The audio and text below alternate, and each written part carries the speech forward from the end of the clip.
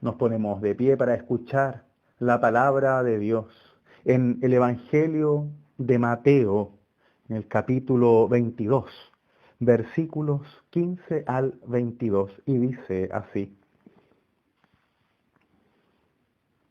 Los fariseos se reunieron entonces para sorprender a Jesús en alguna de sus afirmaciones, y le enviaron a varios discípulos con unos herodianos para decirle: Maestro, sabemos que eres sincero y que enseñas con toda fidelidad el camino de Dios, sin tener en cuenta la condición de las personas, porque tú no fijas en la categoría de nadie.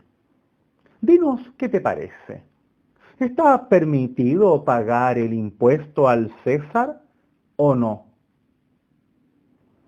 Pero Jesús, conociendo su malicia, les dijo: Hipócritas, ¿por qué me tienden una trampa? Muéstrenme la moneda con la que pagan el impuesto. Ellos le presentaron un denario. Y él les preguntó: ¿de quién es esta figura y esta inscripción? Del César, le respondieron. Jesús les dijo: den al César lo que es del César, y den a Dios lo que es de Dios. Al oír esto, quedaron admirados y dejando a Jesús, se fueron. Hasta aquí la lectura del Santo Evangelio. Esta es palabra de Dios. Amén. Gracia y paz de nuestro Señor Jesús sean con cada uno y cada una de ustedes.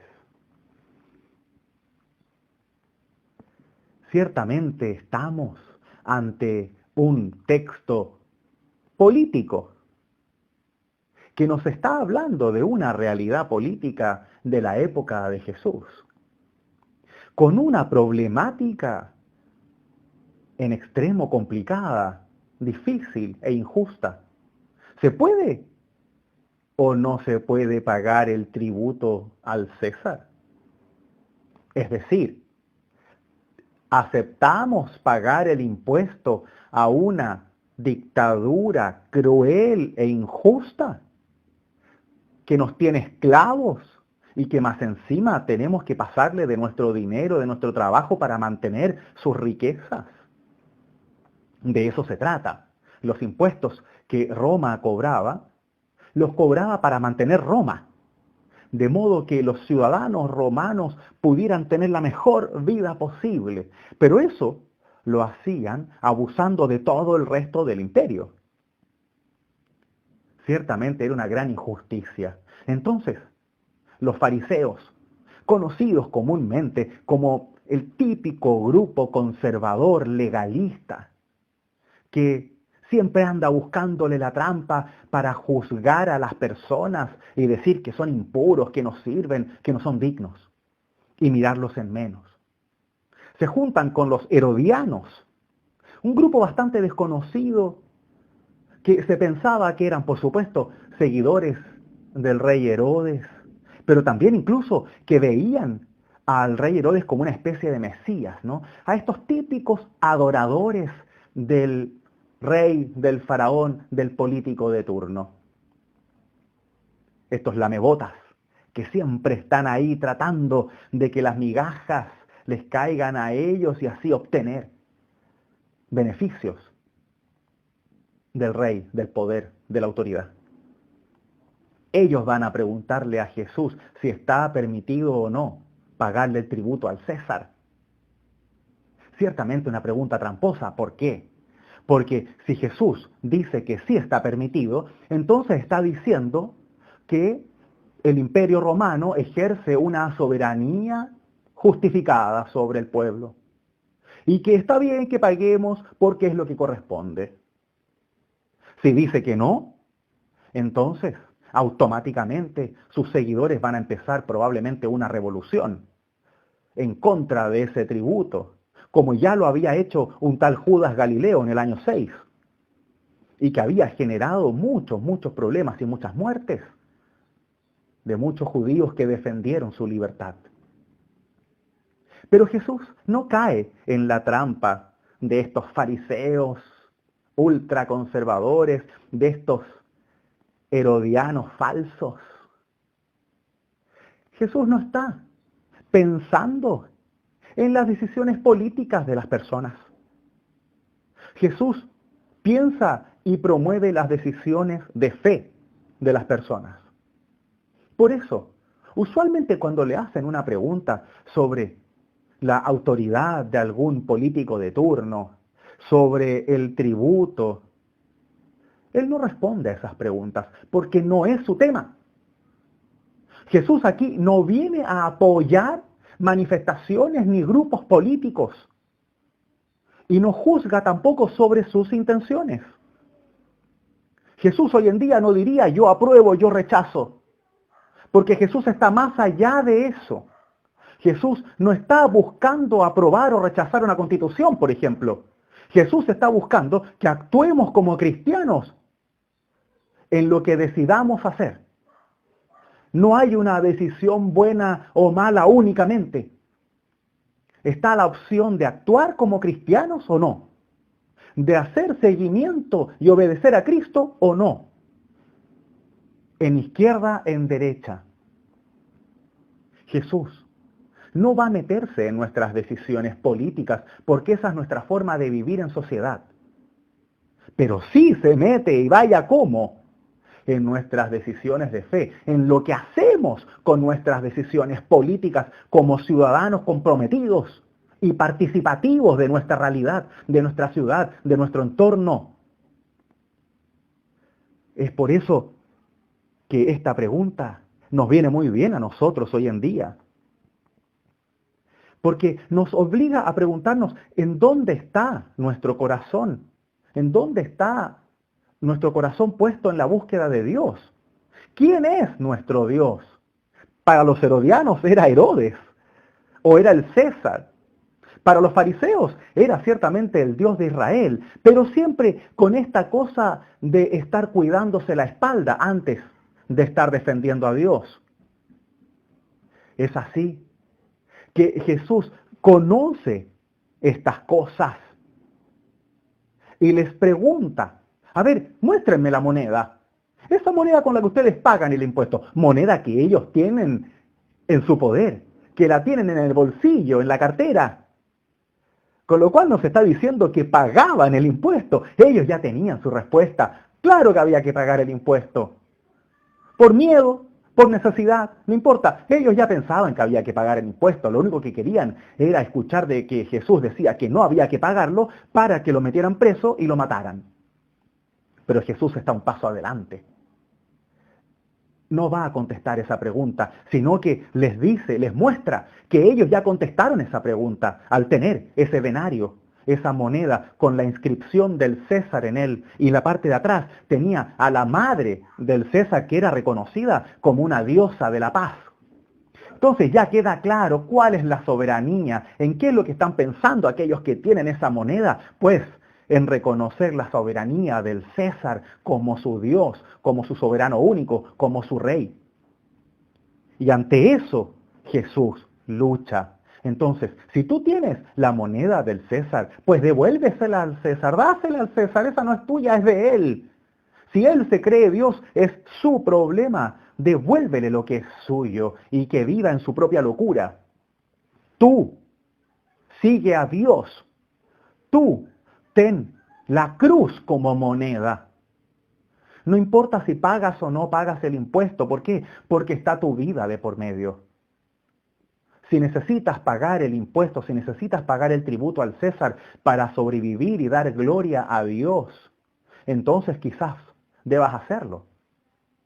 Pero Jesús no te va a dar esa respuesta porque acepta ambas respuestas.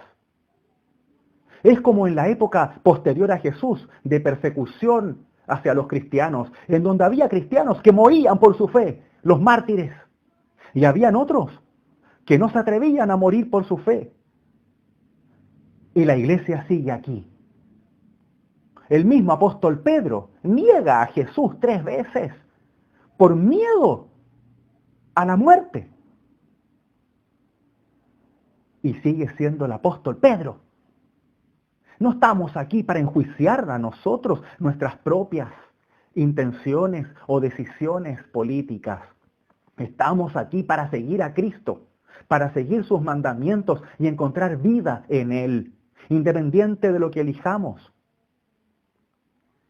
Por eso, en nuestro contexto actual, ¿qué diría Jesús? ¿Apruebo o rechazo? ¿Convención constituyente o convención mixta? ¿Qué hacemos con eso? Pues nada, porque no depende de Jesús. Esa respuesta depende de ti. La pregunta es, ¿te informaste? La pregunta es, ¿estudiaste? La pregunta es, ¿qué moviliza tu votación? ¿La moviliza tu fe o tu herencia? Lo que vas a votar está movilizado porque no quieres perder tus privilegios y comodidades. Es el miedo el que moviliza tu votación. Es el miedo a la anarquía, a perder el país, a la hoja en blanco. Es el miedo al cambio.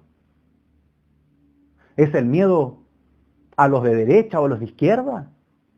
¿O es realmente una decisión de fe porque crees que es lo mejor? En este tiempo he tenido muchas conversaciones al respecto y hasta ahora lo que más he visto es miedo. Es miedo a que la cosa siga como está. Es miedo a que empeore. Es miedo al cambio. Es miedo a la anarquía. Es miedo a los abusos políticos. Es miedo a que continúen las injusticias y la segregación. Es miedo a que haya más pobres en Chile. Es miedo a que los ricos sean más ricos. Es miedo a perder mis privilegios y comodidades. Si eso es lo que va a decidir tu votación, entonces ya está claro.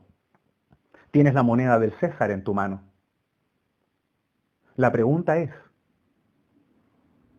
si vas a votar como cristiano, como cristiana. Y no te voy a decir qué votar. Solo que te preguntes si con tu votación estás siguiendo a Cristo o no. Si con tu votación estás cumpliendo los mandamientos de Dios o solo manifestando tu propio miedo a lo que sea. Necesitamos cristianos y cristianas comprometidas con la realidad social. Pero de nada sirve que votes una cosa u otra y no te hagas cargo de esa votación. Porque lo que estamos acostumbrados es a poner la línea y esperar que otros hagan. Y ese es el problema que tenemos. Necesitamos participación. Necesitamos estar presentes en lo que pasa en nuestro país, en nuestras ciudades. Necesitamos hablar, dialogar, discutir y no pelearnos solo por nuestras diferencias políticas. Necesitamos encontrarnos como cristianos, devolverle al César lo que es del César y empezar a ser valientes en la fe para que el miedo no nos paralice y así poder dar a Dios lo que es de Dios, que eres tú mismo, tú misma.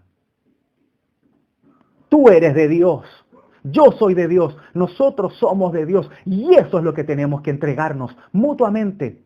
Eso es lo que damos en cada votación, eso es lo que damos en nuestro trabajo, eso es lo que damos en nuestras familias, eso es lo que damos en nuestra iglesia, porque somos de Dios. Cada uno dará lo mejor que pueda al Estado, a la autoridad temporal. Pero nuestro soberano, nuestro único rey es Cristo Jesús. Y a Él es a quien rendimos tributo con nuestra propia vida.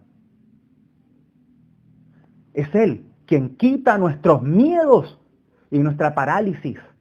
Es Él quien nos dice, apruebo o rechazo, el mundo sigue, la vida sigue. La pregunta es, ¿qué vas a hacer tú? Y si realmente te vas a hacer cargo de la decisión que tomes, de la votación que tomes, o solamente te estás cuidando tú mismo. Si la decisión que estás tomando busca una vida mejor para los chilenos, la decisión que estás tomando busca superar la pobreza, la decisión que estás tomando busca tener un país que respete el medio ambiente, la ecología, los derechos del agua, los abusos en la minería, la contaminación. ¿Estás teniendo eso en cuenta? Pues claramente, no importa lo que tú votes, seguimos siendo cristianos. Lo importante es que lo que hagas, te hagas cargo de ello y trabajes para que así el mundo sea el reino de Dios. Y nosotros vivamos en ese reino de Dios, con Cristo como nuestro único soberano, y no el presidente de turno, no el político de turno, no el César de turno, sin esperar que ellos hagan nuestro trabajo, sino hacerlo nosotros mismos. Por eso le devolvemos la moneda al César. Nosotros usamos la cruz. Esa es nuestra única moneda. Y con la cruz votamos. Con la cruz participamos. Con la cruz nos unimos. Con la cruz nos unimos en nuestras diversidades. Con la cruz luchamos para hacer de nuestro país, de nuestro entorno, de nuestra iglesia, un lugar donde se viva el reino de Dios. Con Cristo y su fe al centro y con nuestro seguimiento y obediencia a sus mandamientos como respuesta. Que sea Dios quien nos ayude en este tiempo, que nos enseñe a hablar, que nos enseñe a dialogar, que nos enseñe por sobre todo a trabajar constructivamente, participativamente en nuestro país que tanto lo necesita. Que el Señor te bendiga, te guíe y te lleve a votar. Amén.